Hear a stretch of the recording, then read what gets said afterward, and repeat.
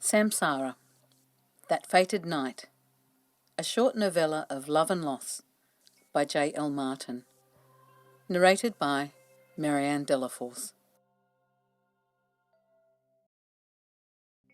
Disclaimer. In reading the series Samsara, I ask for you to take into account the era in which this work of fiction is set. In these more enlightened times, elements of this story may be considered homophobic or morally corrupt, along with barbaric and downright ignorant.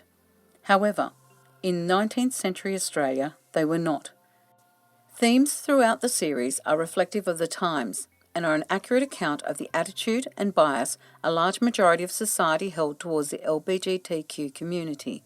In saying this, we no longer consider it appropriate for a 15-year-old girl to marry, forced or not, but 130 years ago it was not uncommon.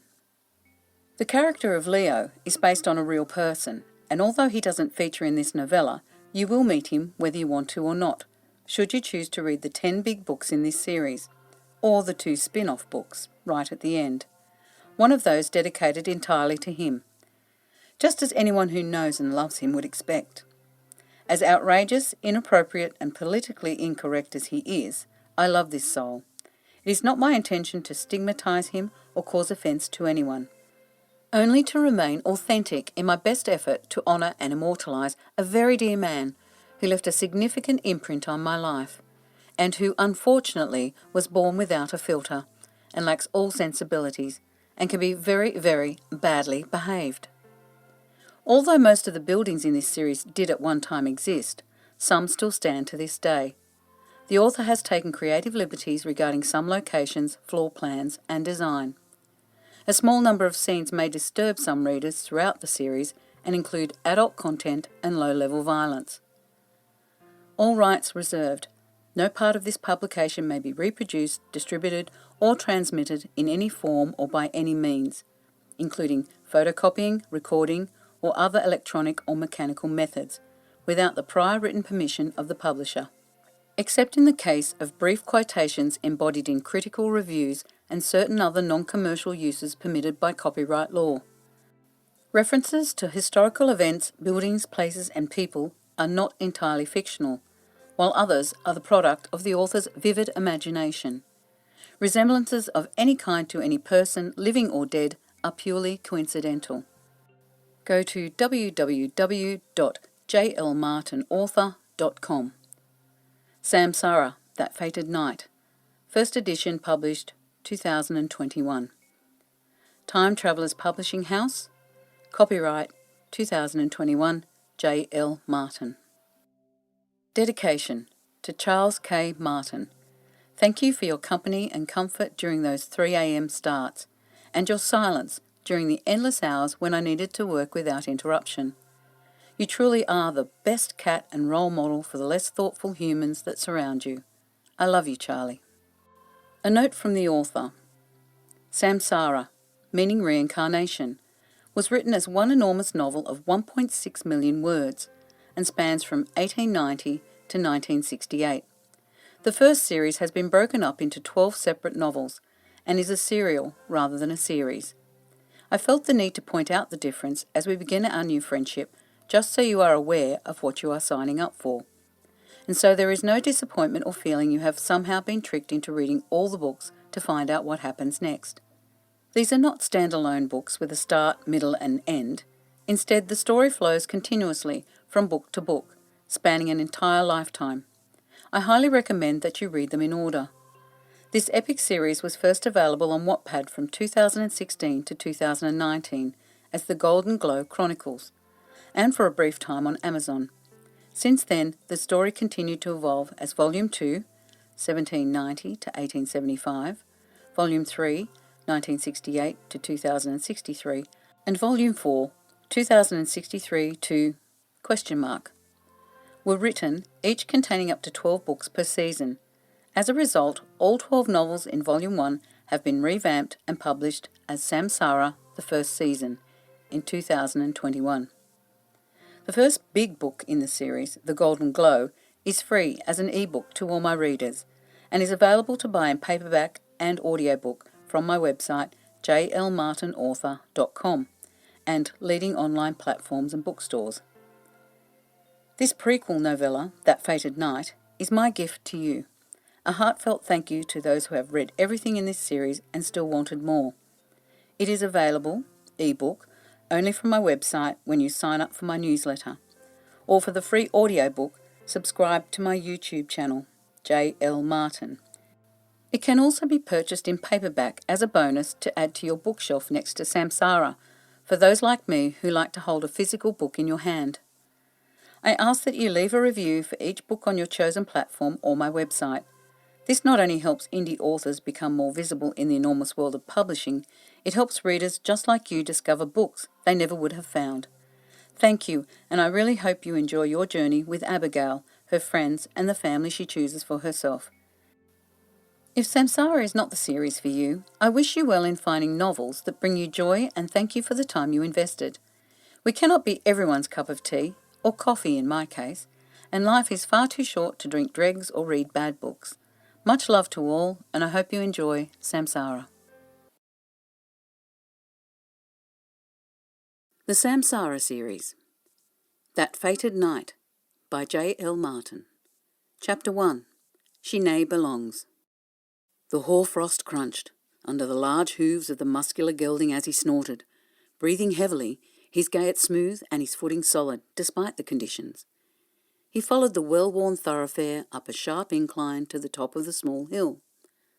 The town of Edinburgh far behind them.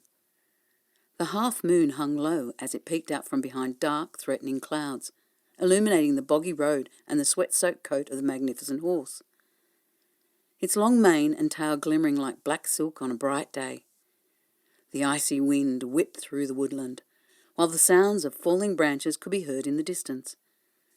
A loud cracking sound startling Anna as the wood broke and crashed to the ground, piercing their ears like a gunshot before another rang out only moments later. The scent of the rowan trees was strong, despite the frigid winter gale that blustered around them, showing no signs of waning any time soon. The rider, shrouded in a thick woolen cloak that warmed her long legs while skimming her expensive leather boots, the fur-lined hood obscuring her face, carried a wicker basket upon her lap, covered with a small blanket, appearing to pay no mind to what lay inside. A petite woman sat astride behind her on the broad back of their steed, her cloak of inferior quality compared to that of her younger sister, whom she had insisted on accompanying on a journey she too had partaken only 1 year before. The horse came to an abrupt stop, and the small woman gently placed her hand on her sister's shoulder. "Have you changed your mind, Mary?" She pulled her hood back, revealing raven hair bound at the nape of her neck, her bright blue eyes shining as she gazed at her sister. Mary grimaced before raising her hand to push the hood from her own face, her long auburn curls restrained in 2 thick plaits that fell to her waist. Her striking beauty obvious, even in the dim light. They stared out over the valley in silence for a time before Mary kicked the horse forward and they began to descend the well-worn uneven track slowly. "No, Anna, I know 'tis the right thing to do for my own sake. Aunt Isabel has assured me the imp will be well cared for, and 'tis all you can wish for the poor wretch. I hope she never finds out she has the devil's own blood running through her veins." Mary sniffed while Anna leaned closer and held her a little tighter, tears filling her eyes. "Lady Isabel told me yesterday my bairn is bonny, and the sisters are loving and attentive to her. I take comfort they would care for your wean as they do my own." "Aunt Isabel needs to stop telling you anything to do with that child. You need to forget her, my lord. I've asked her more times than I can count, but she didn't listen to anybody and insists you have a right to know." Mary shook her head, rolling her eyes as the enormous horse rounded a bend and the imposing orphanage came into view. Anna stared across the distance at the once grand castle shrouded in darkness, casting an ominous shadow around its crumbling walls and causing the hair on her arms to stand up. As they drew closer, They observed several windows on the ground floor dimly lit by a solitary candle flickering in each one. However, Anna's mind was filled only with the child who no longer belonged to her. She dinna speak of her often, and usually refuses to, just like you. Did she tell you they christened her Pollyanna?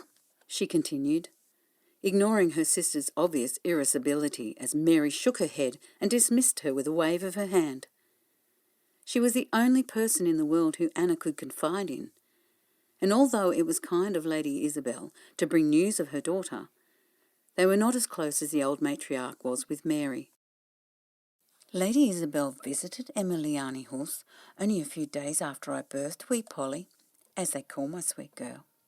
The poor woman was there to collect the last of Sister Mary Emmeline's worldly possessions, which I hear was nae much at all. It was Lady Isabel herself that suggested the name to one of the nuns, and struck me down with a feather. They heeded her. Touched me heart, it did, that my girl would carry me in her own name for the rest of her life.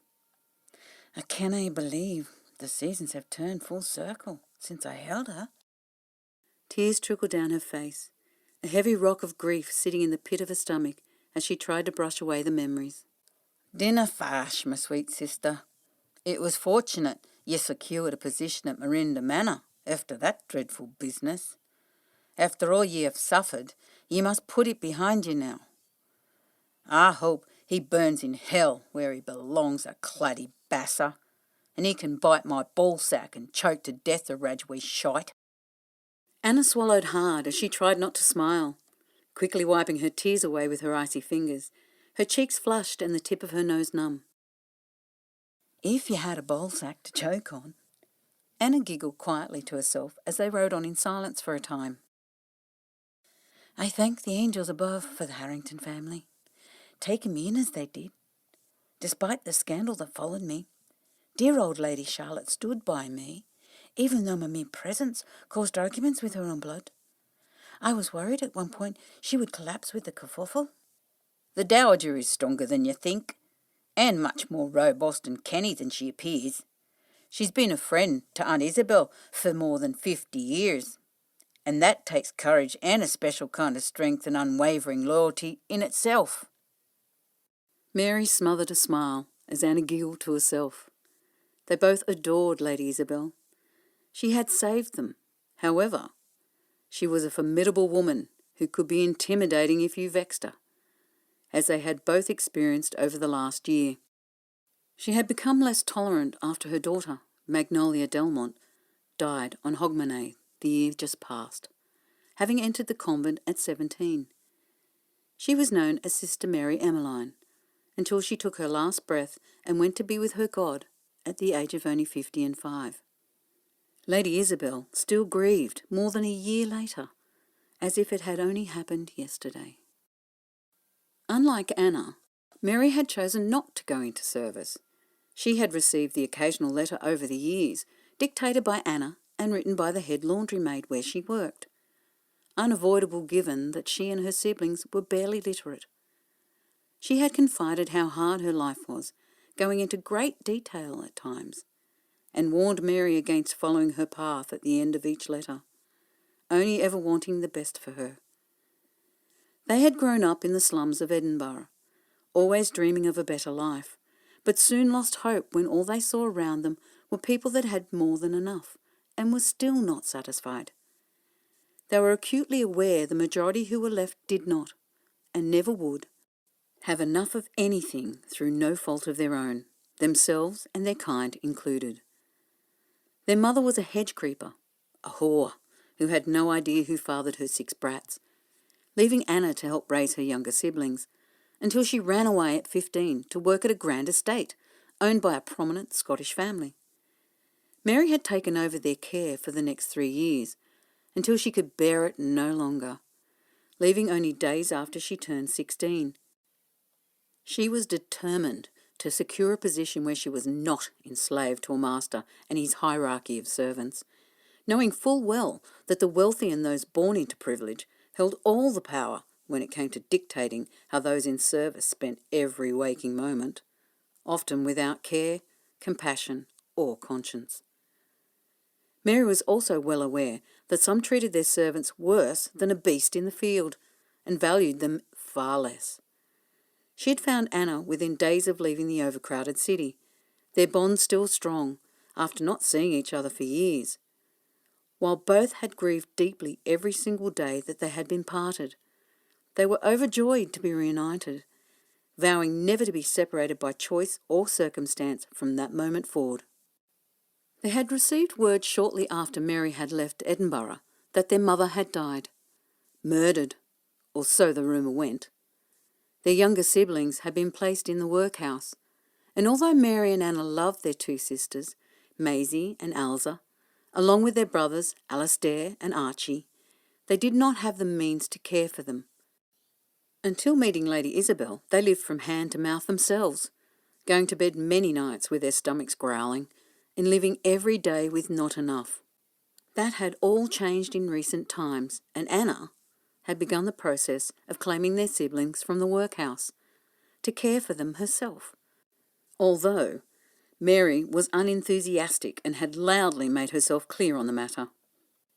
Mary had taken a job in a tavern in the small village at the foot of Castle Loud to be near her sister, finding a sense of peace despite the long hours she was required to work.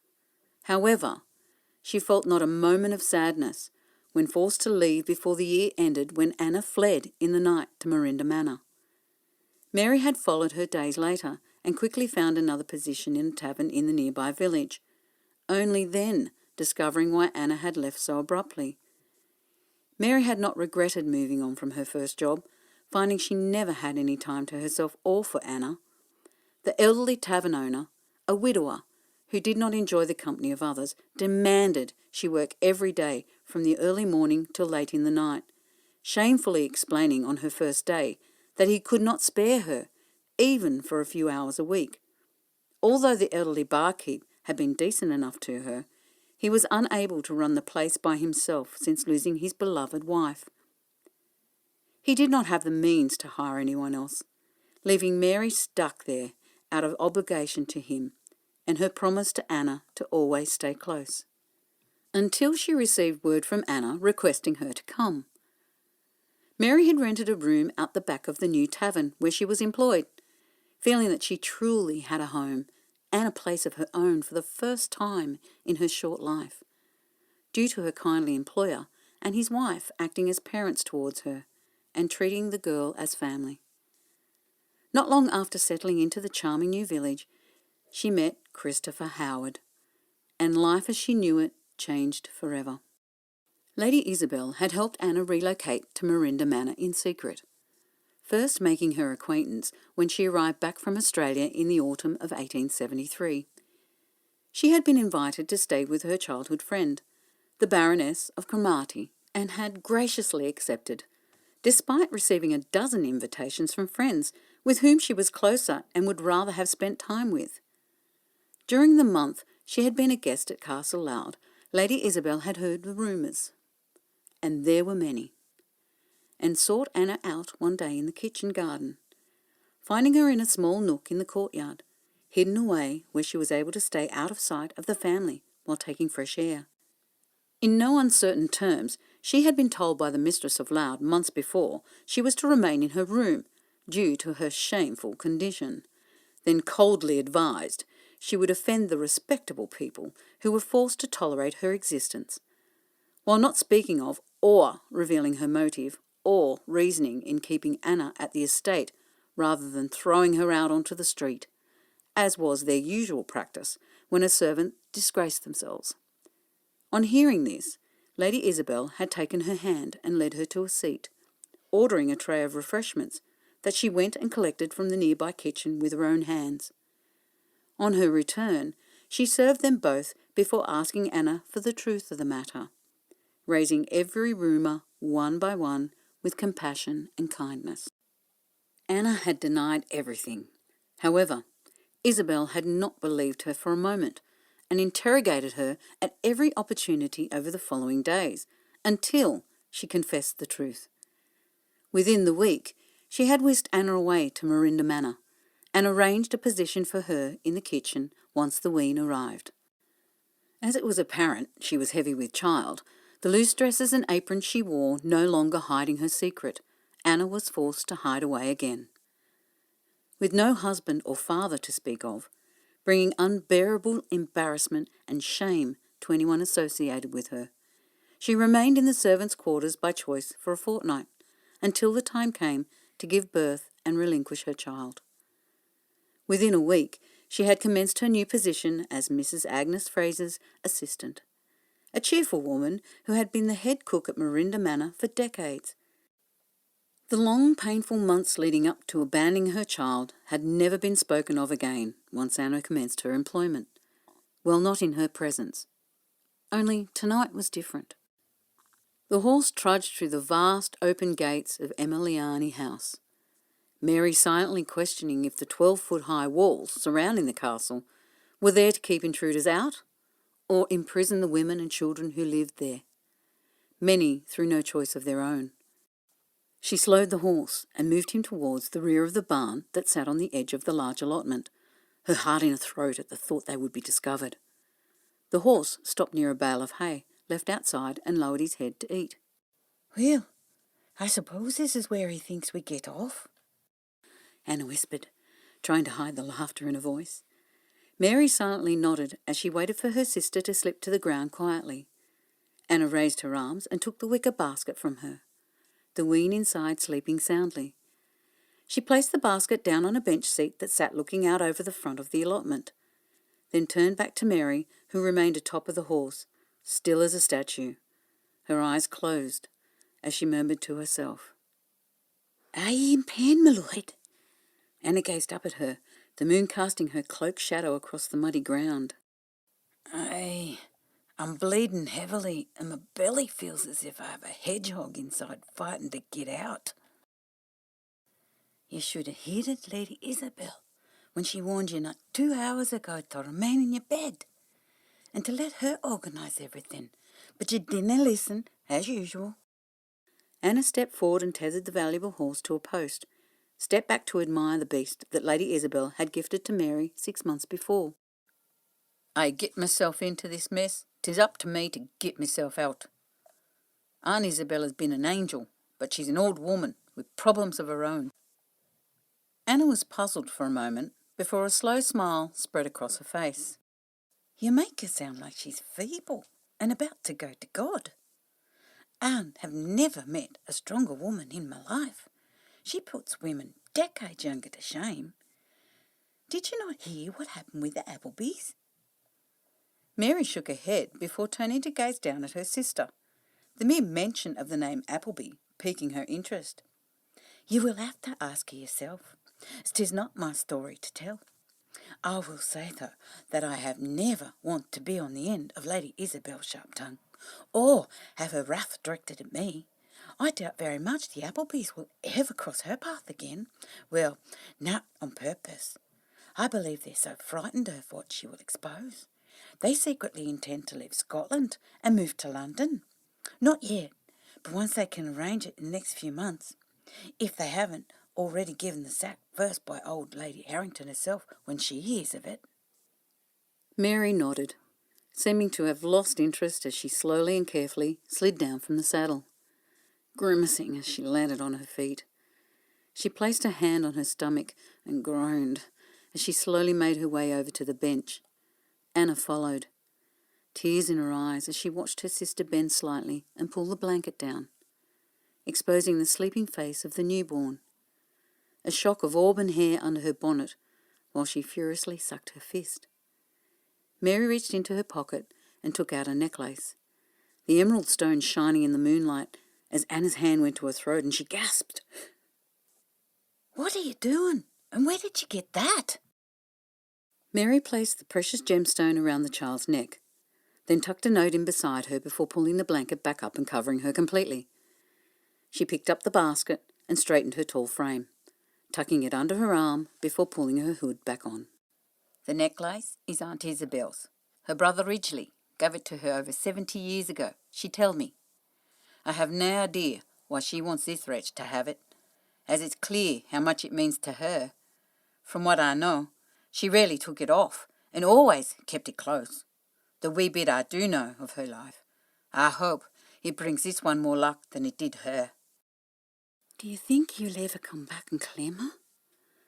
Tears filled Anna's eyes again as she looked at the basket containing her niece, her blood, a child who under different circumstances would be hers to love and guide and to watch grow into a beautiful woman.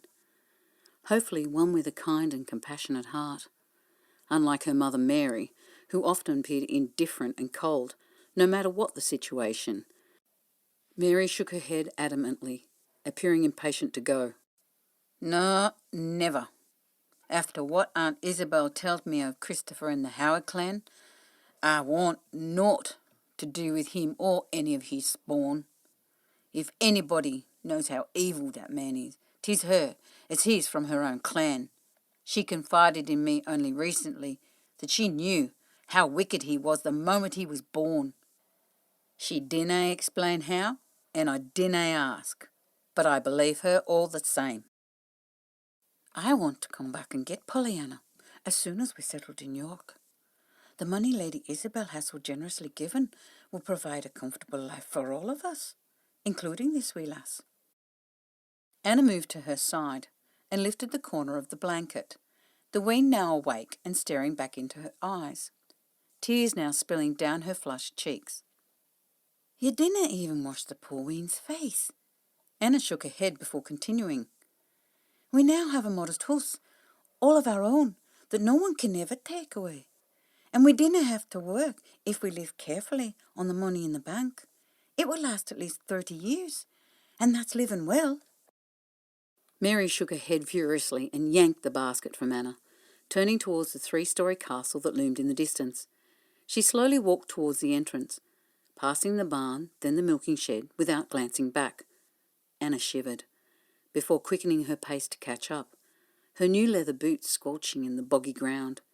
She opened her mouth to speak. However, Mary held her hand up and covered her mouth. "Shut your mouth," she snapped, before releasing Anna, her hand dropping back to her side, the basket held securely on her hip with her other hand. "The last thing I want is to be caught here. If you cannot be quiet, stay here and wait for me." Anna nodded, remaining silent as she slowly navigated her way towards the decrepit building alongside her sister, only the dim glow of the moon guiding their way. After what felt like an eternity, they arrived at the imposing steps of the orphanage. "You must knock hard to let them she's here, otherwise she will die in this cold. She looked a wee blue afore." Anna warned as Mary crept up the stairs while she remained a safe distance away. Mary gently placed her burden down in front of the large wooden door, without a second glance at the child within, straightening up before gazing down for a moment at the covered basket, the sounds of frantic sucking coming from inside. "I wish you all the luck in the world. You will need it more than any of us, as you are the spawn of the devil." She turned and knocked loudly on the door several times, before gathering her skirt and running down the stairs, continuing across the lawn to a thick hedge, with Anna close behind. They crouched down next to the shrubbery, panting loudly as they tried to catch their breath. Anna turned to Mary, her voice barely audible. "Do you think they heard you? We cannot wait around all night in the freezing cold. The wind is nearly blowing me off my feet and onto my arse." "Shut your mouth. I see movement in the front window." Mary remained stone still as they watched the front door slowly open. A young nun, holding a lamp, stepped outside onto the terrace, raising the lantern above her head to illuminate the front entrance and the endless stairs leading up to it, before noticing the small basket not far from her feet. She lowered the lamp and placed it on the tiled floor, then reached across and pulled back the blanket. She gasped in surprise, stepping away as if she'd been pushed with great force. She was accustomed to finding abandoned barns on the doorstep. However, this discovery was beyond shocking and had shaken her to the very core. It took several moments before she composed herself, moving back to the basket and bending down to pick up the wean. She efficiently wrapped the child in the blanket that had covered the basket before encompassing her in the folds of her thick cloak. She turned and stared out towards the dense hedge, Anna and Mary unable to breathe as their hearts raced. "I know her," Anna whispered, moving closer to Mary, neither taking their eyes from the young nun who continued to stand on the terrace gazing out across the grounds. "I tell you afore, shut your mouth," Mary snapped again.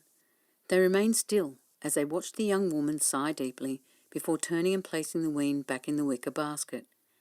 She swiftly gathered it up into her arms and slowly returned to the front door, pausing before turning back towards the front of the property. "I know you're out there. Take comfort in the knowledge your wean will be looked after and loved till you are able to return to reclaim the barn. Please come back when your life improves and you have the means to care for your precious one. I will pray for you every night till you return. Go with God, and may the angels watch over and keep you safe." Anna tried to swallow the lump in her throat as she watched the nun turn and step inside, closing the door behind her. She glanced sidelong at Mary, who showed no emotion at all, as she straightened up and turned to leave. "Are he coming?" Mary stopped to wait as Anna rose unsteadily to her feet, brushing the tears from her face. "How can you be so cold and unfeeling? You didn't even kiss the poor wean goodbye." Anna hurried to her sister's side, continuing across the grounds and alongside the old barn and shed in silence. "I will never think of that child again after tonight, and 'tis best you do the same. We now have the means to live any way we choose, and I plan to enjoy every moment without a snotty-nosed succubus clawing at my legs. By the by, I made a solemn promise to Aunt Isabel. I will never claim her or even try to see her. I even signed a legal contract. She told me herself the child is better off in an orphanage than with me." Anna flinched, a pain going through her heart as she watched her sister slowly and carefully climb back onto her horse. Anna swung up behind her with more ease and settled herself for the long ride ahead. "How do you know that nun?" Mary quietly guided the horse through the front gates, her body slowly starting to relax the more distance they put between themselves and Emiliani House. "She is the daughter of Agnes, the cook at Marinda Manor. I found her to be a sweet and very kind lass. She left to join the sisters at Inverness as a postulant 6 months past. I know she was born at the estate, and word is she's a bastard. Her ma has never named the dad, and is still unmarried to this day, even though she goes by Mrs. Fraser. No one talks about it either, as Agnes is a close friend of the Dowager and Lady Isabel, and who would dare? I didn't know anyone with ball bags that big." Mary laughed to herself as Anna shuddered at the thought. The horse quickened his pace as they started up a small hill. "Did she have to change her name? I never understood that." Mary stared across the rocky croft nestled at the foot of the hill before closing her eyes for a moment. "Of course. Didn't they all? I knew she was born as Miracle Fraser, but is now known as Sister Mary Josephine. Lady Isabel tell me they have a Mary at the start, then choose the name they wish to be known by. I liked her old name better. Reminds me of sunshine." Mary nodded in agreement as she pulled the great horse up at the top of the hill.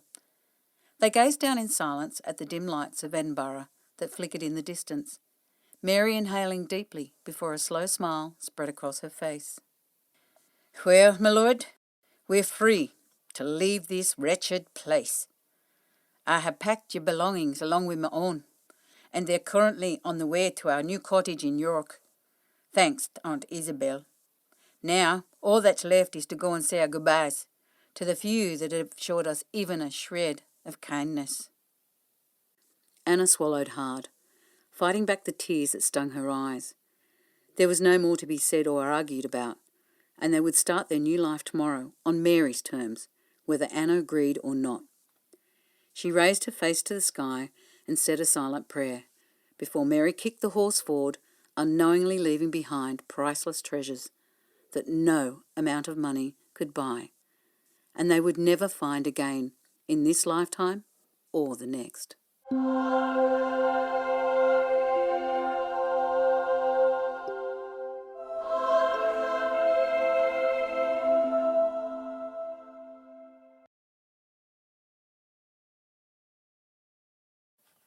Chapter 2. An Unseen Connection. The heavy door shut behind her with a deafening bang. The wind whistled loudly outside through the trees and chilling her to the bone, despite the thick woolen cape she had pulled on over her habit. She turned and placed her lantern on a sideboard, then slid the bolt into place, securing the ancient wooden doors while balancing the wickerwork box containing the wean precautiously under one arm. She then grasped the basket in both hands as she made her way down the wide, draughty hallways towards the nursery, her heart pounding fast in her chest.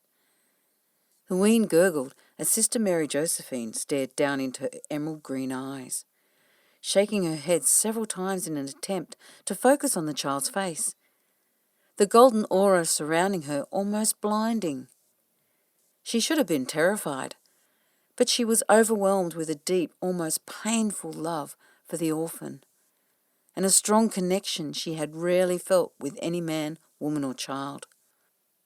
She turned into a long hallway, stopping to gaze down at the foundling in wonder.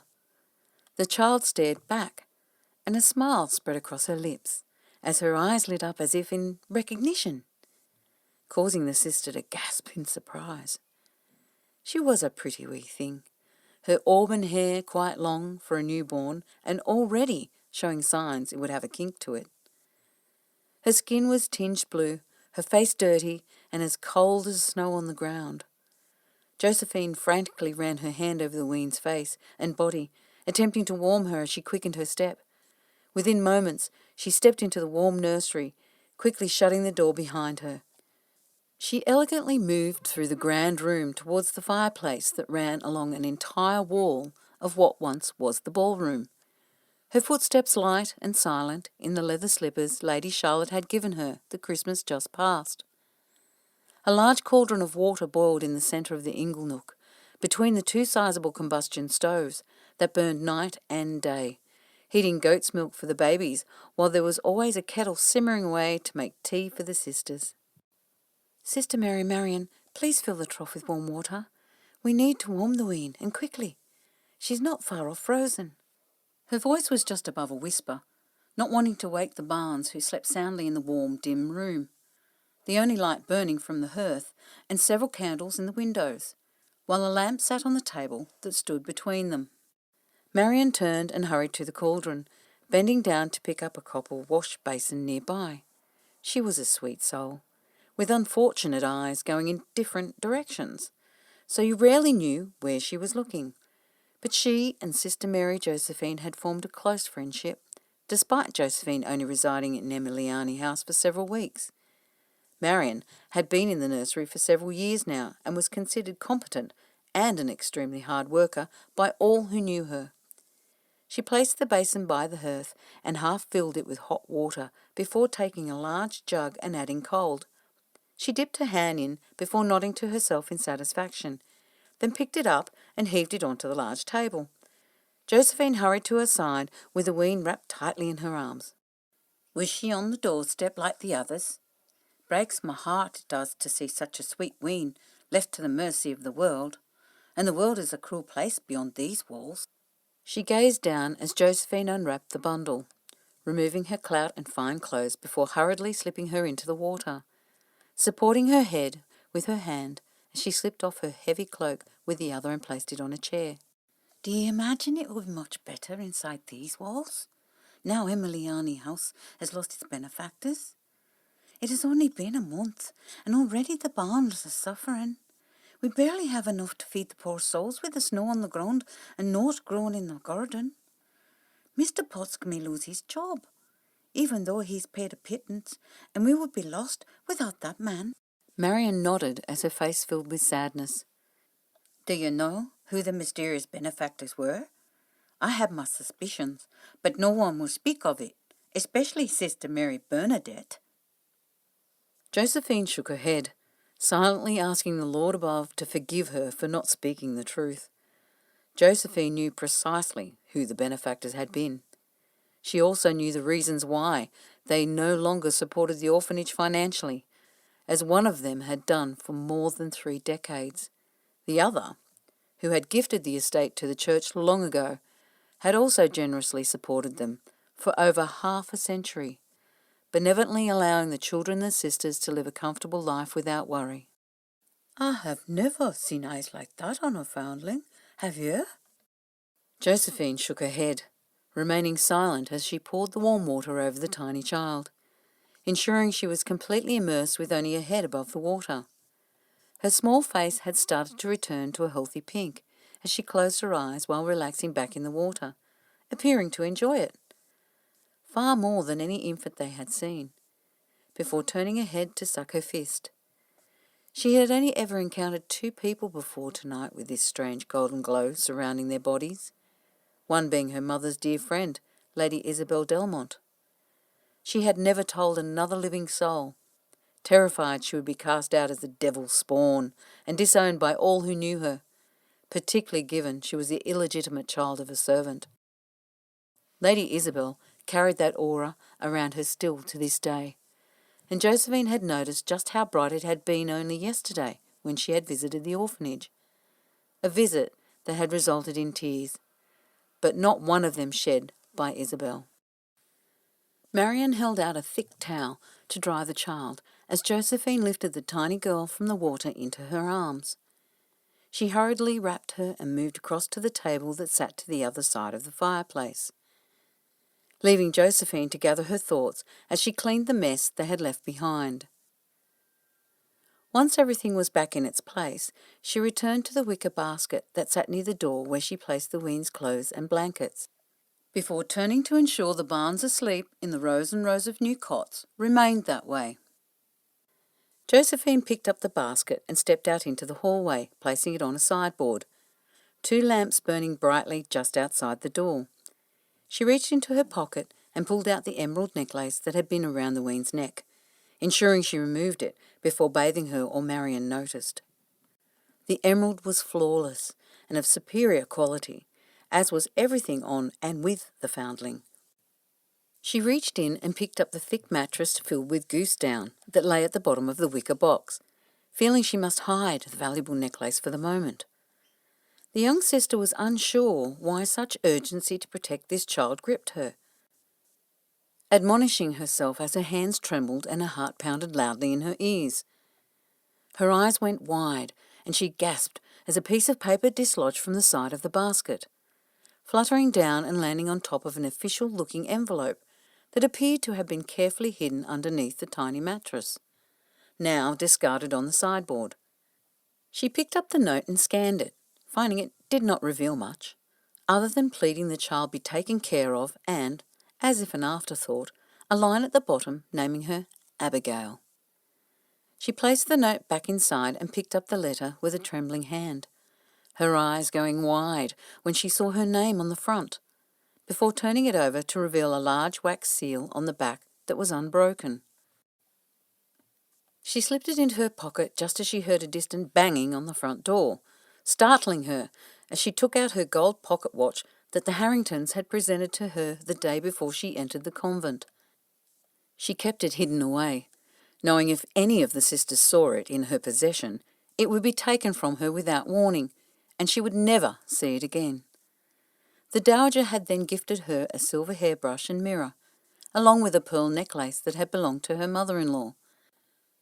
Once she was transferred back to Edinburgh and joined the sisters of Emiliani only weeks before. Josephine hurried down the hall, winding her way through the draughty passageways until she arrived at the front door, the pounding now louder. She reached up and with great difficulty pulled the bolt back and opened the door just a crack, unable to see anyone on the front terrace. "Who goes there?" She heard footsteps and opened the door a little wider. "Is that you, Marigold?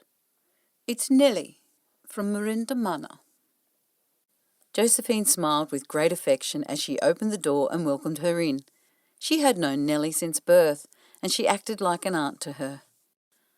"What are you doing here, Nell?"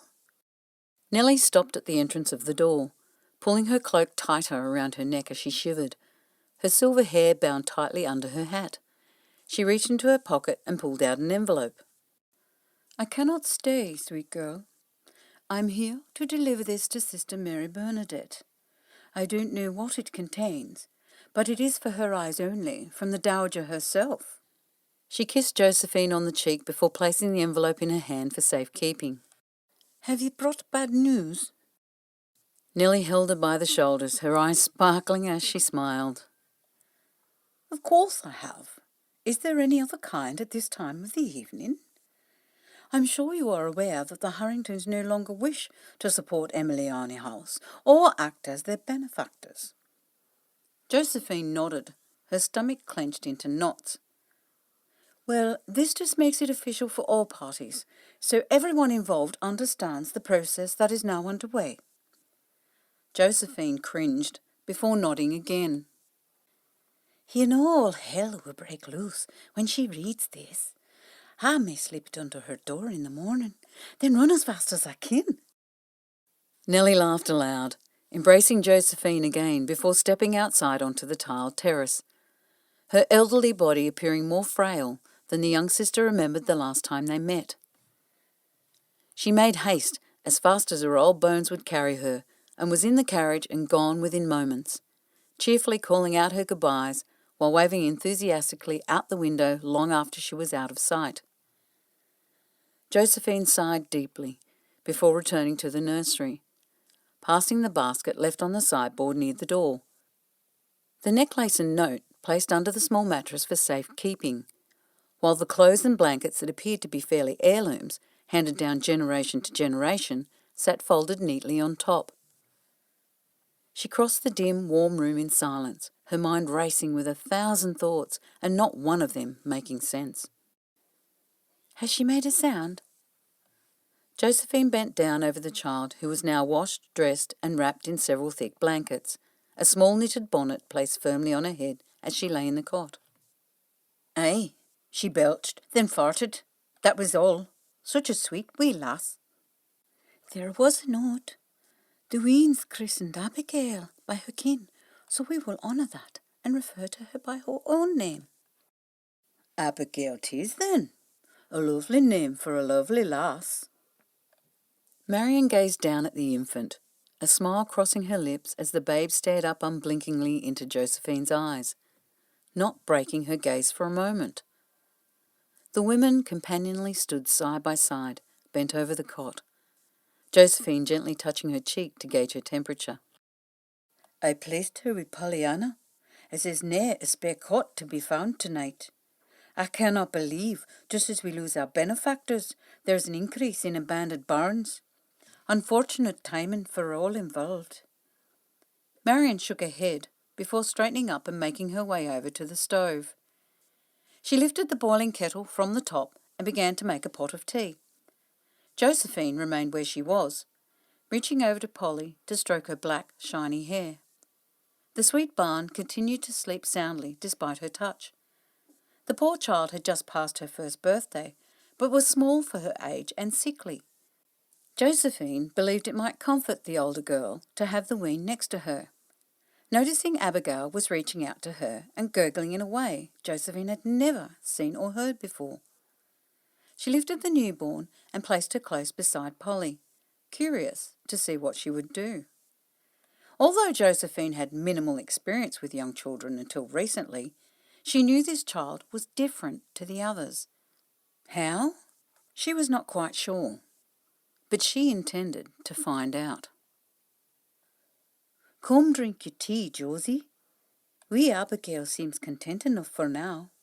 I will heat some milk to feed her when she starts fashion. Josephine straightened up again as Polly turned in her sleep and reached out for Abigail, taking her tiny hand in her own and clasping it tightly, her sweet little mouth turning up into a smile as she continued to sleep deeply. At the same time, Abigail closed her eyes and appeared to sigh blissfully, murmuring to herself despite her eyes remaining closed, while clearly still wide awake.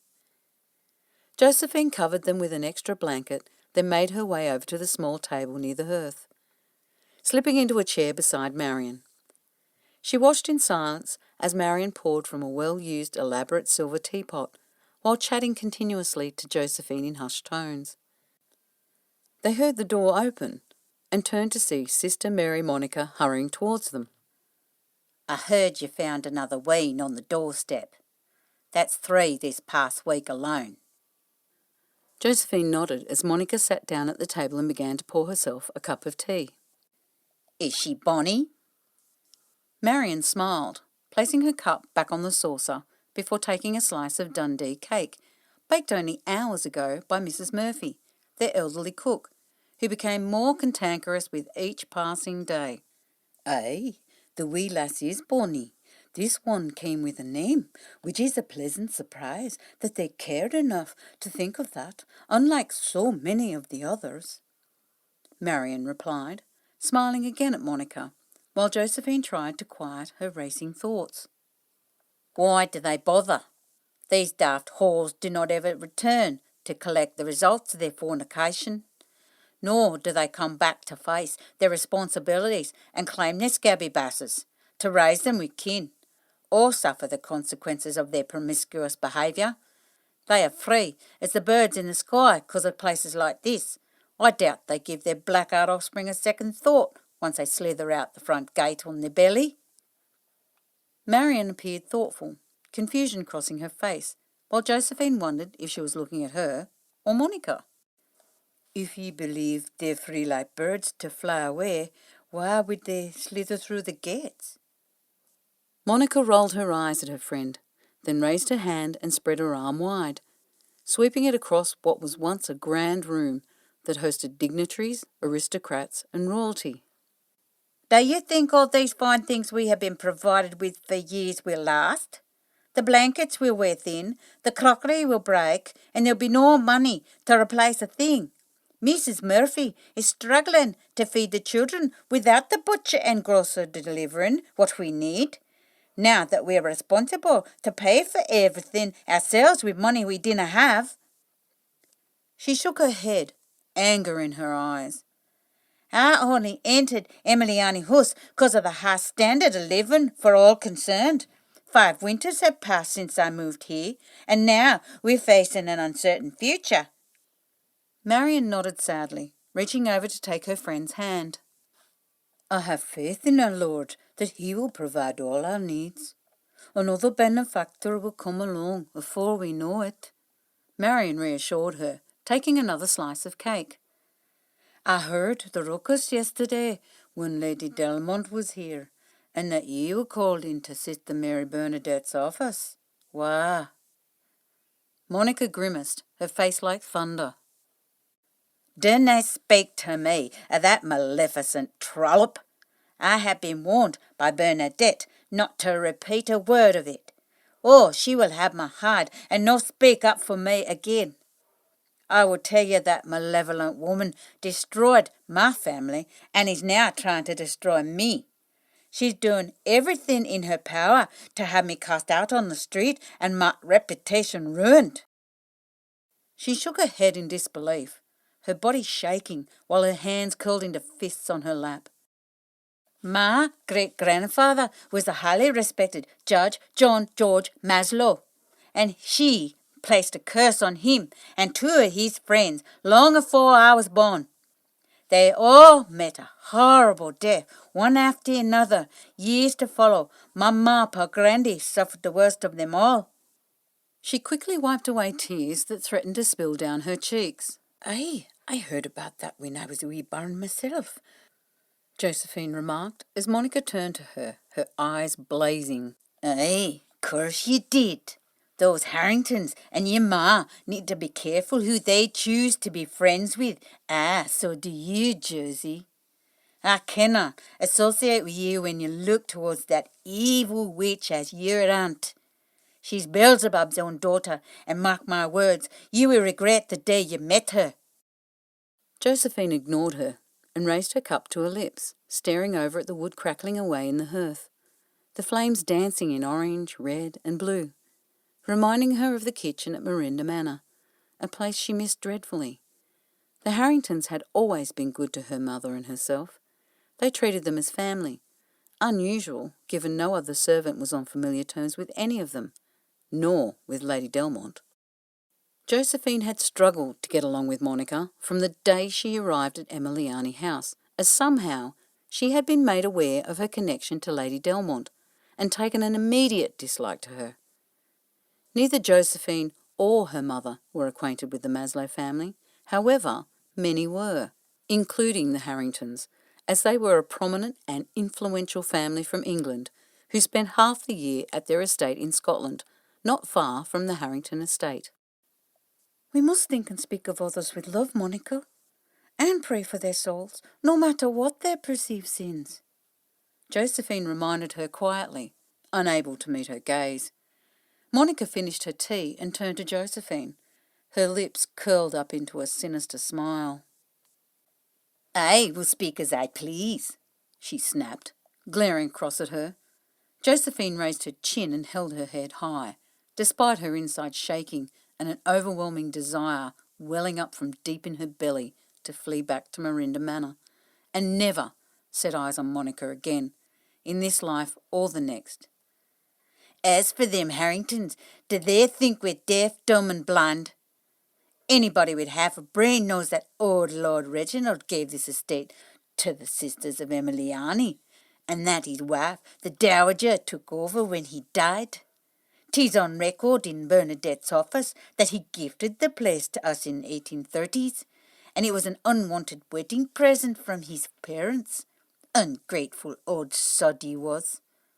I know he provided an adequate amount of money each month to feed and clothe us all, but 'tis her that made the decision to abandon the barns and us selfless woman of God, and leave us destitute and starving. Her son is the Lord now, and he should continue to be the benefactor, whether she likes it or no.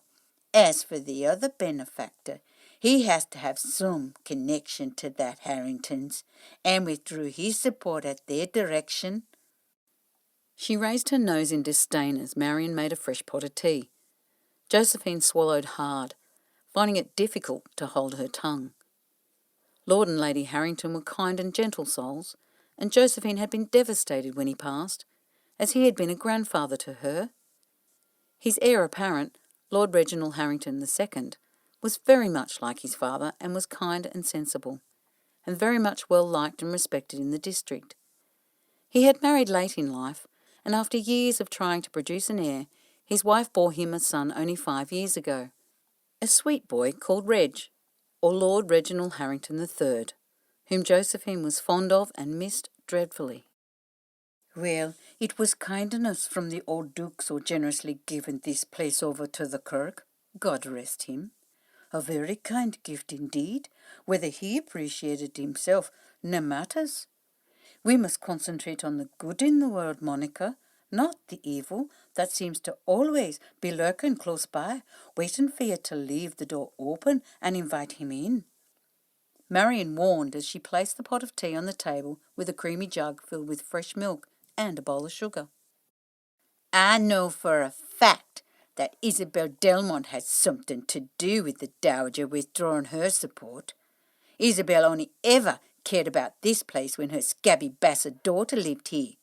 The day that blackguard Emmeline went to the pits of hell was one of the happiest days of my life.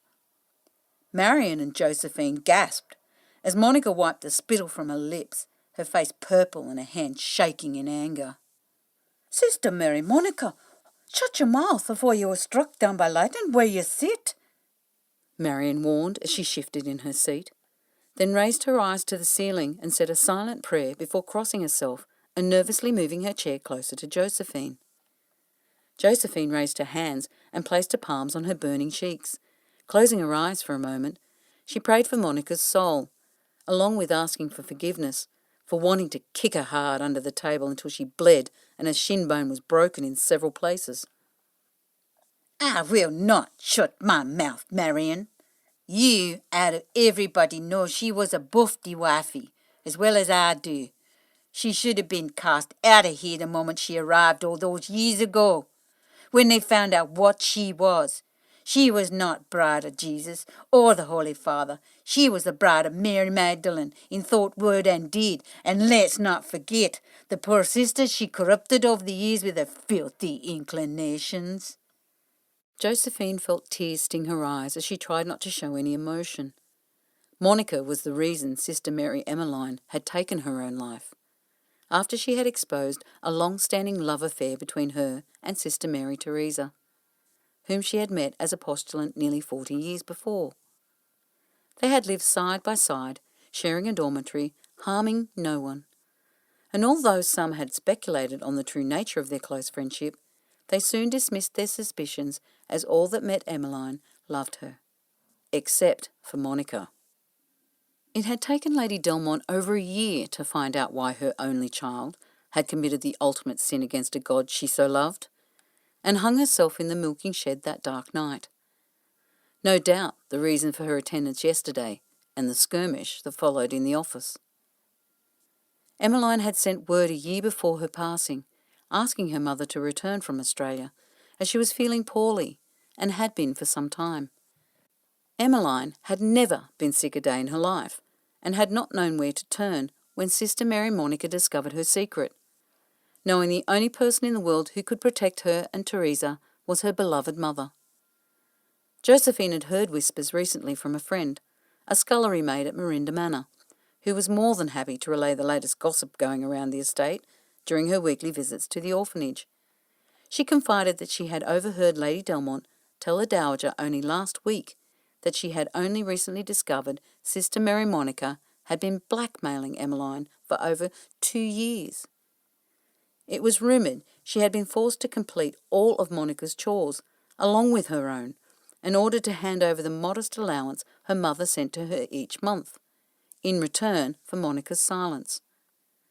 Once Lady Delmont arrived back in Scotland several months before that dreadful night, Emmeline refused to tell her of her situation, no matter how much she prodded and probed. Emmeline had not wanted to burden or anger her into taking action against Monica or the Maslow family, jeopardising her position and reputation within the convent.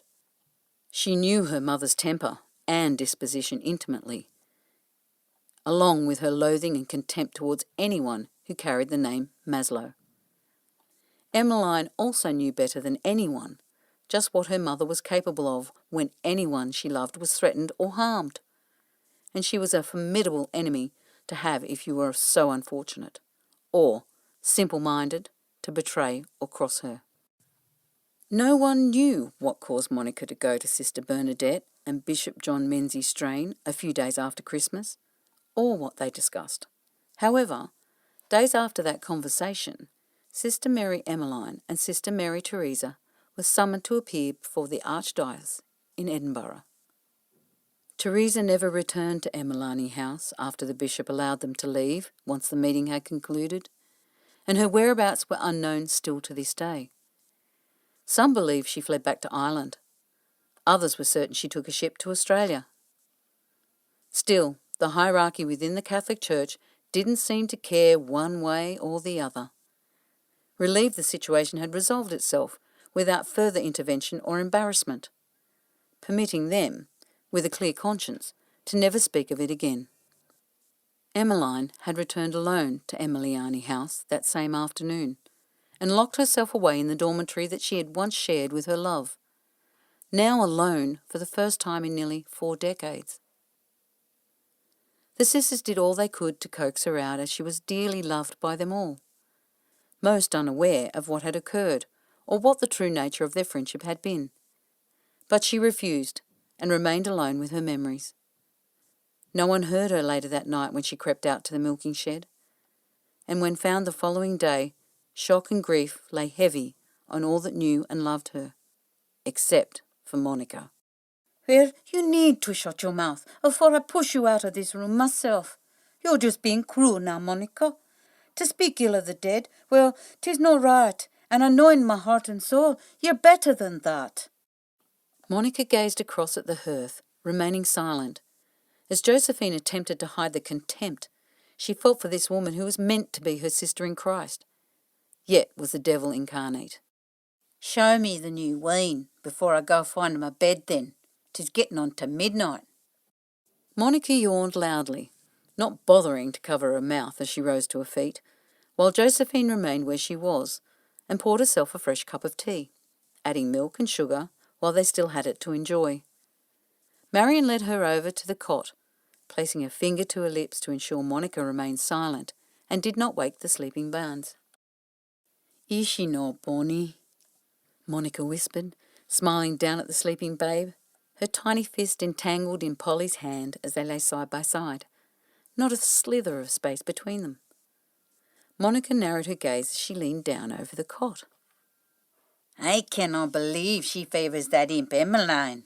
If I didna know she was cold in the ground, I would bet my life this child came from her loins. Must be because we spoke of the wicked soul, and now I cannot shake her memory." She continued to gaze down at the sleeping wean. However, she refused to touch her. Suspicion in her eyes as she studied her sweet face closely, and the wisps of auburn hair escaping her cap. She glanced over at Polly and sighed deeply, briefly reaching over to stroke her raven hair before straightening up.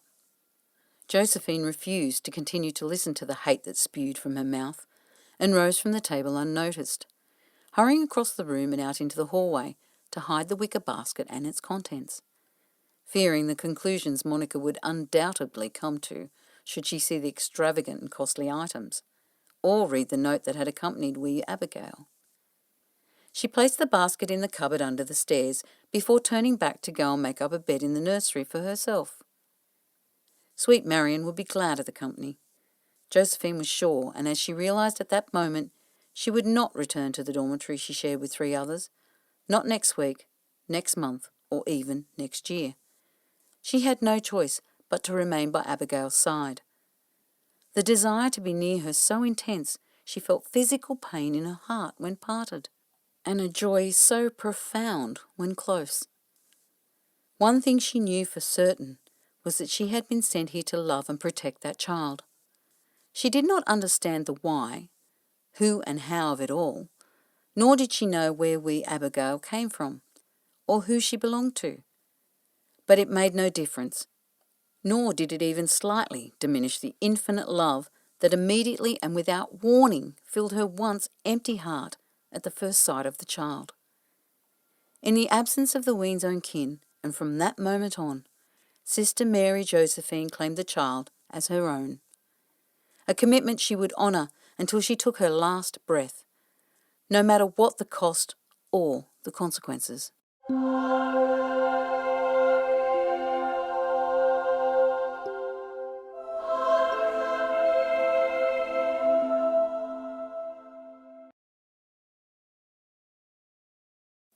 Chapter 3. Hell Hath No Fury. Charlotte stepped into her private drawing room, her lady's maid Nellie following close behind. She smiled before making herself comfortable on the oversized wing-back chair near the fireplace, indicating with her hand for Nellie to sit down next to her, on the identical chair that was once her husband's. A low gilded table sitting between them. The warm and comfortable room had been provided for her to use as she wished by her dearly departed mother-in-law over half a century ago. She had felt emotional when she first arrived from Australia to marry her betrothed, Lord Reginald Harrington, a man she had not seen since childhood. But meeting Lady Isabel on the ship in Sydney and becoming firm friends almost immediately had helped ease her nerves. Charlotte had been sick with fear and dread during the voyage regarding what she would find on her arrival. She only had a vague recollection of the Harrington family from when she was a wee lass, before her family immigrated to Australia. And from those faint memories from so long ago, she was unable to form an opinion one way or the other to alleviate her fears. On her arrival in Scotland, she found his parents, the Duke and Duchess of High Grant, to be kind and welcoming, relieving her anxiety immediately after they embraced her as their own within the first week. Reg's mother had kept the large drawing room towards the front of the manor until the day she took her last breath, nearly 30 years afore. Although this room was much smaller, it was just as elegant and lovely, decorated in a soft peach and cream palette with beautifully made rugs covering the floor, just as it had been the day she first stepped into the room. She was fastidious when it came to redecorating the entire manor every 10 years. However, She ensured this particular room remained as close to what it had been when she first made Marinda Manor her home. This was the one room in the entire residence where she had complete privacy and could stay out of everyone's way now that her son and his wife were the new Duke and Duchess of High Grant, promoting or demoting her, depending on your perspective, to the Dowager of High Grant. Now her beloved Reg was no longer by her side. The fire burned warmly in the hearth, while Charlotte and Nellie relaxed side by side in front of the fireplace. Nellie only having just returned from delivering a letter to Emiliani House on behalf of the Dowager. She was relieved to be back, as the night was cold and stormy, the wind so strong it could knock down a hairy Sasquatch. They were startled by a knock on the door, the new butler nodding politely before stepping into the room, with a tray holding a bottle of wine and 2 crystal glasses. "How kind of you, Mr. Masters. I can always rely on you to take care of me without even asking. Thank you." He nodded in acknowledgement as he poured the Dowager a glass of wine, then did the same for Nellie. He was the youngest butler Marinda Manor had ever employed, and by far the most efficient, in Charlotte's opinion, based on previous experience with those who had come before him. She often had to remind herself he was only a lad at 25, appearing old for his years in mind and mannerisms, while outwardly he was formal to the extreme, irritating her at times. He came highly recommended by a friend of her late husband, who had employed his father as their butler for nearly 4 decades. "Please, join us in a nightcap. There are some spare glasses on the buffet." Mr. Masters nodded obediently, although clearly uncomfortable, as he crossed the room and retrieved a crystal flute, before returning and pouring himself half a glass of wine, taking a seat opposite the Dowager. "I do need to speak with you in private, mistress. The matter is of an urgent nature." Mr. Masters sat straight as an arrow, the deep ruby wine in his glass untouched. "You can speak freely, Mr. Masters. Nellie has been with me for half a century, and is my friend and confidant first, and my lady's maid last. Anything said in this room will remain here." Charlotte smiled at him in an attempt to help him relax. However, she failed spectacularly, as he straightened up even further in his seat and placed his wineglass on the table beside him, his tall, slim body now tense. "As you wish, mistress." He nodded his head slightly before continuing. "It regards Anna Campbell, the cook's assistant." He paused as Lady Charlotte nodded. "I am aware who she is. Please continue." "I received her notice today. She has decided to move to York with her younger sister. She would give me no further information, but I expect she is leaving due to the scurrilous rumours that are still being bandied about without thought or care, not only by the servants in your employ, but also around the village from people who have never met her. Now there is talk of her sister Mary that is not fit for your ears. I find it all very sad that she was forced out, mistress, as she's a lovely young woman." "Yes, she is. Unfortunately, I cannot protect her or her sister from gossip. Nor can I intervene, as that would only make things worse. Tell me what you have heard." The uptight butler swallowed hard several times, appearing reluctant to continue, his face starting to flush slightly. "There are several rumours I have heard, unfortunately, and not one of them is complimentary." He swallowed again, quickly running his tongue over his dry lips. "There is talk that the child she bore was sired by a married man at Castle Loud, the seat of the clan Mackenzie." Charlotte raised her eyebrows as she narrowed her gaze. "You mentioned several rumours. Tell me of the others." She leaned back in her chair and crossed her arms against her chest, waiting for him to continue. At times she felt like shaking the man, while fighting an overwhelming urge to mess up his immaculate hair and uniform just to see how he would react. But she restrained herself on a daily basis and behaved as expected. That rumour seems to be the most popular. There was talk she was selling herself down in the village to make extra money, to provide for her siblings that are in the workhouse, he replied, pausing for a moment and swallowing hard before reluctantly continuing, his cheeks now a deep purple. And that the child she carries was fathered by one of her customers. Well, that is an outright lie. It really is no one else's business who fathered that poor wean, and the subject is best left alone. Please pass this on to all who work and visit here if it is mentioned again. I will find and chastise those who are behind this. Mark my words. God help them if Lady Delmont hears of this. She loves those girls and her sisters as if they were her own blood, and has provided for them accordingly. You can repeat this to all that will listen. Anna has made a new life in York at the insistence of Lady Delmont, and with her financial and emotional support, and it is far too painful here for her to endure. As for the other 100 rumours, I don't want to hear any more of them. That's the end of it. Mr. Masters sat back as if he had been slapped, his eyes going wide for a moment before he nodded and rose to his feet. As you wish, mistress. Is there anything else I can do for you before I retire for the night? He stood erect and unmoving, as if made of stone, waiting silently for her direction. You may go, Mr. Masters. Thank you for informing me of the current situation here at the manor.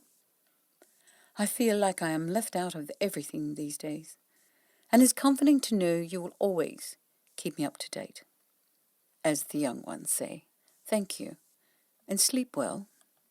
He bowed low, before placing another bottle of wine on the small table between Charlotte and Nellie, bowing again before stepping away and bidding them both good night, then hurrying out the door before either had a chance to reply. Nellie giggled softly, turning to Charlotte and raising her eyebrows suspiciously. You never denied that first rumour, she remarked mischievously as Charlotte shook her head and smiled.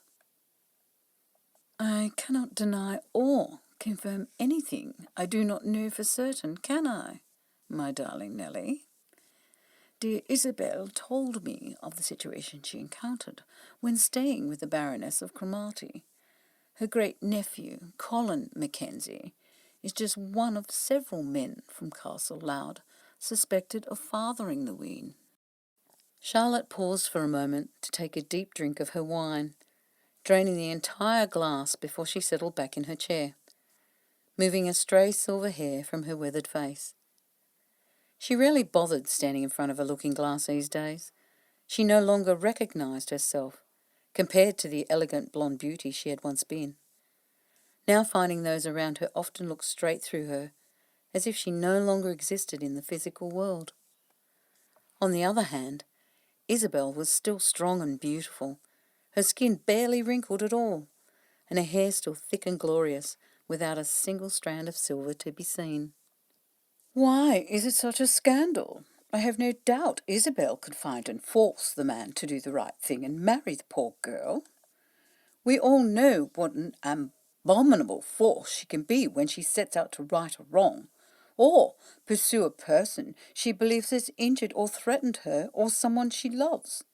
It will undoubtedly help restore the girl's reputation if the man is identified and forced to marry her. They can then claim back the wean from the orphanage, and given time, people will forget and move on to the next titillating impropriety that some poor soul unwittingly commits. Charlotte shook her head again, and she laughed sarcastically, screwing up her nose in disdain. Did you not hear what Mr. Masters said? It's a scandal, because in that particular instance, if Colin Mackenzie is indeed the father, the bastard is already married and has 3 young barns, twin boys who are barely 5, and a wee lass just gone 2. I have met young Colin a number of times over the years, and his long-suffering wife Harriet, who is a dear, sweet soul, and far too good for him in my opinion. The poor woman should have stayed in England with her own kin, where she was once happy. From what I have heard and witnessed in recent years, he will never remain faithful to any woman, no matter how beautiful, clever, or wealthy. That man could not keep his cock in his pants if his life depended on it. I'm not saying he is the father, as there have been whispers regarding one of his cousins and an uncle who is rumoured to have taken Anna by force. No one knows, and Anna will not speak of it.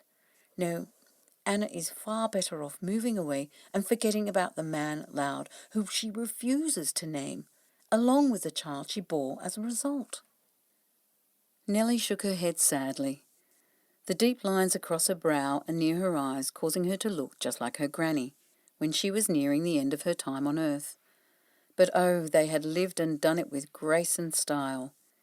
Neither had any regrets, as they had spent nearly their entire lives together, first as mistress and servant, but as the years passed, they settled into a close and comfortable friendship. Nellie nodded, gazing around the room and admiring the small carved desk dear Charlotte used when writing her correspondence, containing the finest furniture that could be found not only in Scotland, but down to London and across to Wales and back again. No place was too far if Charlotte happened to come across a piece of furniture or art she adored, sparing no expense or concern regarding transporting her treasures across the country or by sea. The heavy drapes were open as they sat in companionable silence. Gazing out into the darkness, the wind whipped through the trees at an alarming speed, while the night was frigid with ice on the ground. It had been bitterly cold in York when Charlotte accompanied her dear friend Isabel to visit her family a fortnight ago. However, there was no comparison when it came to a Scottish winter. Charlotte had always loved Scotland, especially in the coldest season of them all, when the trees and mountains were covered in snow, a sight truly spectacular to behold. She would enjoy the view and all its beauty through the floor-to-ceiling windows of her drawing room, staying warm inside the protective walls of the manor she had grown to love. She had not forgotten the unbearable heat of Sydney town she was forced to endure all those years ago, and had not once regretted her decision to return home without her family, who had all gone to God now, just like many of her friends she had loved for a lifetime. She was a realist, and now she was well into her 7th decade on earth. Keenly aware she was winding things up after a magnificent life well lived, accepting with grace she too would soon take the stage for the last time to make her final bow. Charlotte finished her wine before Nellie reached across and refilled her glass, topping up her own, then placing the empty bottle back on the table. I think it's so sad for the Barnes, who will never know where they came from or whose blood runs through their veins, Nellie murmured, almost to herself. I agree with you. That was why, when a similar situation occurred within these walls, I did intervene, although not a soul knew about it at the time. Nellie widened her eyes mockingly before she laughed aloud. How is that possible, living in a place like this? There are hundreds of people living and working here, and nothing goes unnoticed, let me assure you. I hear everything. Nellie took another sip of her wine as Charlotte stared at her for the longest time.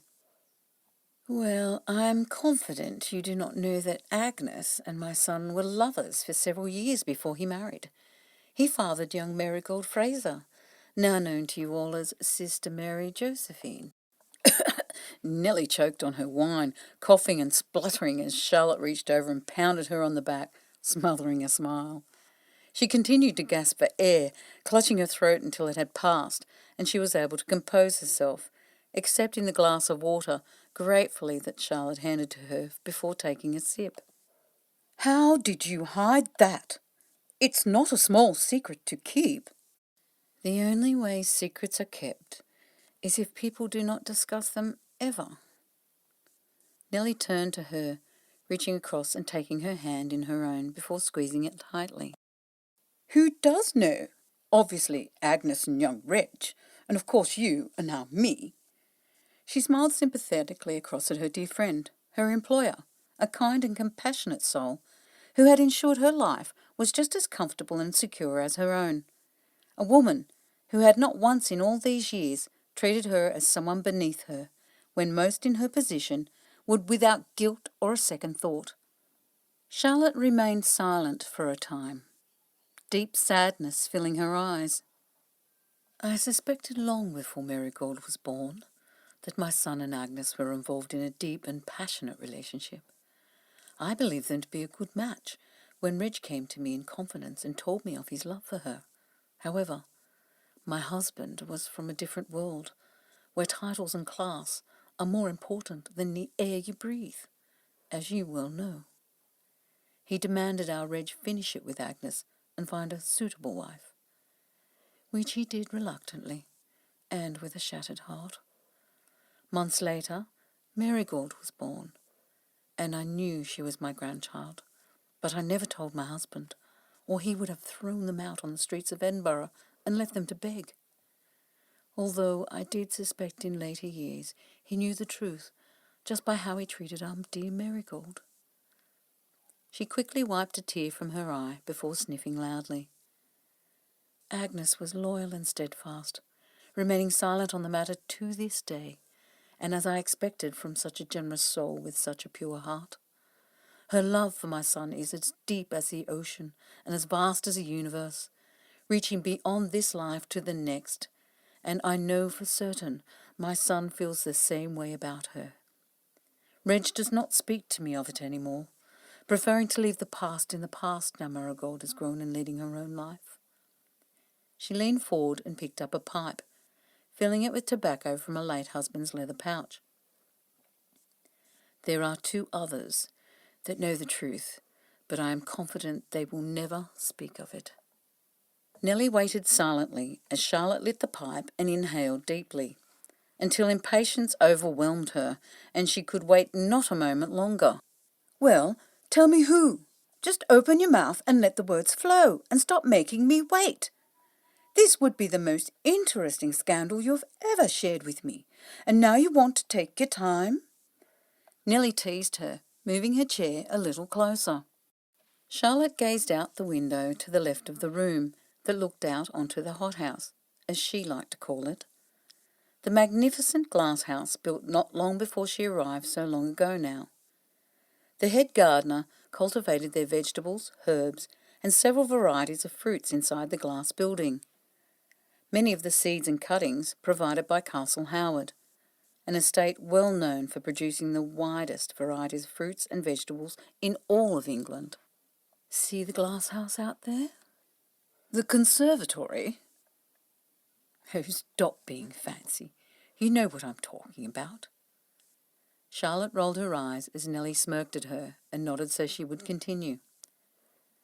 I was out there one day, years ago now, when Marigold had just turned 7. She had celebrated her birthday the day before and came looking for me to show me her presents. I had been feeling melancholy, not being able to even embrace the poor child, and I was suffering deeply, unable to confide in a soul to ease my torment. She came strolling up to me and asked why I was hiding behind the hothouse, as she called it back then, due to her finding it far too warm to stay inside for more than a few moments. I looked her into her eyes and I couldn't stop myself. I told her I was sad because I was her grandmother and I wasn't allowed to tell her. Nellie wiped tears from her face with her handkerchief before loudly blowing her nose. I want to know more, but I don't. It's all too sad. She sniffed again as Charlotte reached over and took her hand. No, it's not sad at all. It was heartbreaking before Marigold knew the truth. After I broke down and told her as much as was appropriate for her tender years, the sweet little angel wrapped her arms around me and promised she would never tell a soul. To this day, she's not even told her own mother that she knows who her father is, or that Reg and I are her grandparents. We treated her as our own as she grew, and she loves us deeply, knowing we belong to her just as she belongs to us. Charlotte wiped her face and straightened up in her chair, smothering down her skirt before sighing deeply. Why would you withdraw your support as a benefactor to Emiliani House when your own grandchild resides there and will live in poverty in the not-too-distant future? That is a long story, and not one I am ready to tell tonight. Complex circumstances arise without warning quite frequently during our lifetime on this earth, often through no fault of our own. It draws you into the chaos without a choice in the matter, if you have any sort of conscience. I myself have been placed in situations that have left me with no alternative but to speak up against injustice. And unfortunately, it is often unavoidable that you upset and enrage those you have challenged. Some become so incensed and offended when they are told things they are not ready or willing to hear, escalating to the point of violence if they feel threatened, while often becoming even more belligerent and stubborn if they refuse to concede and rectify their behaviour. I find it even more disappointing that most do not intend or attempt to make amends for their poor choices and actions that have impacted others in unforgivable ways. Emiliani House and the Archdiocese need to be held accountable for the sins they have committed, and a hard lesson heeded by all involved. I do not doubt for a moment that once they acknowledge their actions and show genuine remorse, my son will restore their funding and return as a benefactor. How long this lasts will be entirely up to them, but I doubt they will go without for long. Until then, I will always ensure our dear Marigold has all she needs, physically, emotionally, and spiritually. Nellie reached across and embraced her, tears streaming down her face as Charlotte patted her on the back. Hush now, my dear friend. There is no need for tears. They were all shed many years ago and didn't help any of us then, and nor will they now.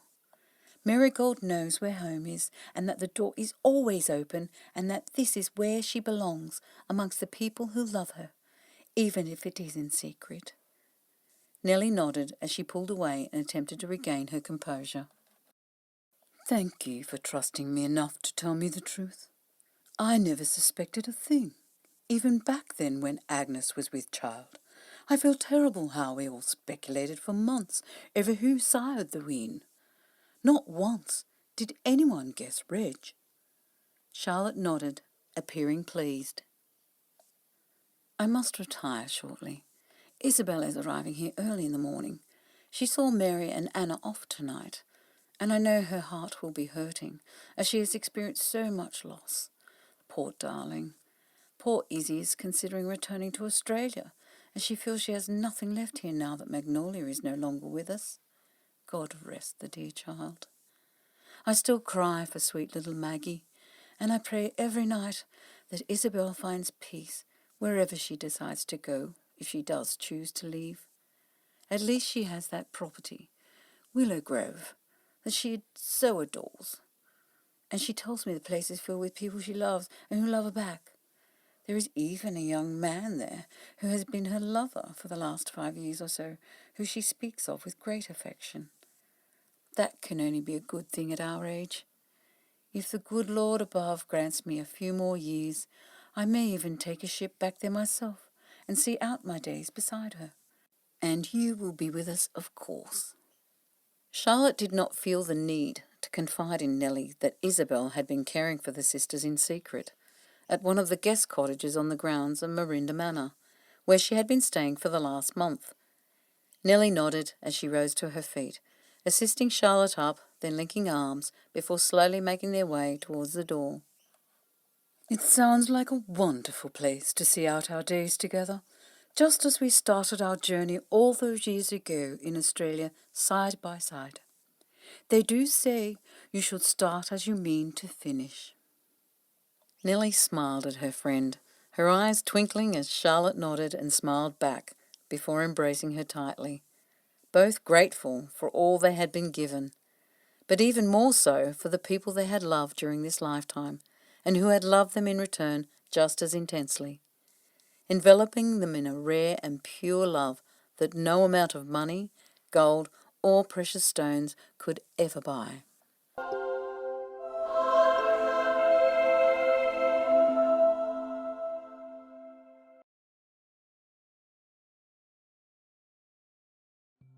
Also by J. L. Martin, non-fiction, Sunshine After the Storm, Finding Joy After Trauma. Fiction, Samsara The First Season, That Fated Night, a short novella of love and loss. The Golden Glow, Unexpected Beginnings, Torn in Two, Loss of Innocence, Unconditional Love, Returning Home, Letting Go, Soul Connections, Healing the Heart, Legacy and Love. Leo, Back to Me. Lilith, Utopia. Samsara, The First Season, The Golden Glow, Volume 1, Book 1. What if you could remember a past life? Or worse, what if you couldn't? Born in 1875 and raised in a Scottish orphanage, Abigail is about to turn 15, an age where she will be cast out of the only home she has ever known, no matter how horrid. The day before she is forced to leave behind the only life she has known to enter an uncertain future, a mysterious wooden box arrives, requesting she travel to London to meet with a lawyer by the name of Henry Malcolm. Abigail is catapulted into a world she is fearful of, while events from the past, of which she has no control or influence, could change the course of her life in ways she never anticipated. A reluctant journey taking her across the ocean to Melbourne, Australia, sees friendships formed that will last a lifetime, but leaves Abigail even more confused by the auras she has seen since she could first remember. Surprised by the golden glow surrounding many of the new souls she meets along the way, she feels inexplicably drawn to them, and a connection she cannot understand or explain, only to find the further she travels from home, the more common they become, leaving her determined to find out just what they mean, no matter what the cost. The Golden Glow, ebook available free from jlmartinauthor.com and all online bookstores. Available to purchase in audio and paperback where Samsara is sold. jlmartinauthor.com. Acknowledgements. First and foremost, I would like to thank my editor and narrator, Marianne Delaforce. Not only does she polish my words until they shine, without her, Samsara would not be available as an audiobook. Thank you, beautiful soul. Not unlike the plot of this series, you entered my life serendipitously, and I am grateful to call you friend. Bless you. To my book cover designer, Thea. Thank you for your beautiful work and bucket loads of patience in turning my vision into a beautiful reality. You are a talented, wonderful woman. I appreciate you. To my readers, for you are the only reason I write. You are the ones who keep this story alive. And Samsara only exists in its current form because of you. Thank you. To Steve. I wouldn't want to be on this ride with anyone but you. About the author. J.L. Martin resides in a quiet country town in regional Victoria, Australia. In a past life of her own, she spent close to 2 decades working in the welfare sector and at the coalface for the State Child Protection AHS Emergency Service as a lead investigator, applicant and expert witness within the Children's Court, both in the family and criminal divisions, along with the family law and criminal court systems, before being forced to retire with cumulative trauma as a result of a final assault sustained in the workplace while carrying out her duties. She holds a degree in welfare and has 2 adult daughters and 4 grandchildren, along with a number of adult foster daughters and grandchildren. J.L. Martin's transition to full-time author began in December 2015, when she started writing as therapy to assist in her recovery from PTSD, ultimately leading to her debut series, Samsara. Her only non-fiction book, A Journey to Finding Your New Normal, PTSD, Anxiety and Depression, was first published in 2018.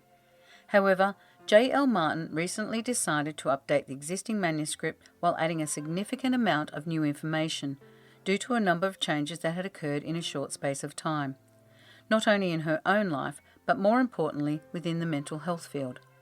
Along with the irritating fact that the phrase new normal is now closely associated with COVID-19. The updated edition will be published under a new title, Sunshine After the Storm, Finding Joy After Trauma, and is available on her website and from all good bookstores in ebook, paperback and audiobook from January 2022. She owns a 19th century coffee palace and bookstore with her partner, a creative soul and talented artist in his own right. Their penny university, stocking only tomes from indie authors to demonstrate their unwavering support of all writers within the community and around the world. And coffee, They have great coffee. Want to stay up to date and be the first to hear about Samsara? Go to jlmartinauthor.com to sign up for her newsletter and receive alerts and updates, along with bonus content from unpublished volumes. Links to social media and bookstores available here too. A few reviews. Margaret Pettit. I felt nothing but excitement waiting to see what was coming next, as this series is so unpredictable and addictive. You could never call this author boring, and she has a wicked sense of humour and can be far from politically correct. A great story delivered in a beautifully authentic way. I haven't read anything as good for I don't know how long. Ruben Dexter Pinocchio. I love it. It's raw, a genius style of writing. You won't be able to put it down once you've started reading this series. You almost feel you're right in there with the characters. Feel what they're feeling. A broad spectrum of emotions, from gut-wrenching loss to uplifting triumph. Humour, a lot of it. Magic, and a dash of naughtiness. It's an experience. A J.L. Martin experience, which is a unique one in itself. Jenny Pickering. I'm generally not a reader, but with this series I couldn't put it down, wanting to know what happened next. It is the most intriguing series I have ever read and really hits its stride as you get further in. Worth the time invested, and I have been privileged to read 19 books in this series. It just keeps getting better the further you go. Love, love, love them, and I can't wait for the entire series to be published. I can see this on Netflix in the next few years. And a few more. Lena Sisk. Captures your attention from the first chapter to the very last chapter. Very intriguing on what's coming next. So many twists and turns. Can't stop thinking about the characters even after I finished Series 1. Anyone who wants to be transported on a roller coaster of emotions, it's a must-read, very addictive. Hannah Cross. J.L. Martin transports you to a faraway place full of wonder, awe and mystery. I've been here from the start, cheering, laughing and crying along with Abigail and her family. I was getting so caught up in the flurry of words that hours passed by before I realised it. I have never before been so abruptly taken by a book that I can literally feel myself living in Abigail's time and experiencing her life through her words, feeling like I'm right there with her. Each book will take you to a new place, full of life, love and some unfortunate circumstances. You will laugh and cry and learn to love Abigail and her golden glow more than you ever thought you could. Don't hesitate, you won't regret it. Scooter N. Chris. I adored every part of this series. I neglected all my household chores until I read every available word. I was completely drawn into this story. J.L. Martin is a brilliant storyteller, and the details are amazing. How something she writes in Book 1 comes up in Book 4 and makes sense. Then is touched on again in Series 2 and 3, and kept me so interested. I've learnt so much about Australia and its history too. By far the most exciting and unique series I have read, and I can't wait for the books to be published. The End. This has been Samsara, That Fated Night, written by J.L. Martin, narrated by Marianne Delaforce. Copyright 2021, J.L. Martin.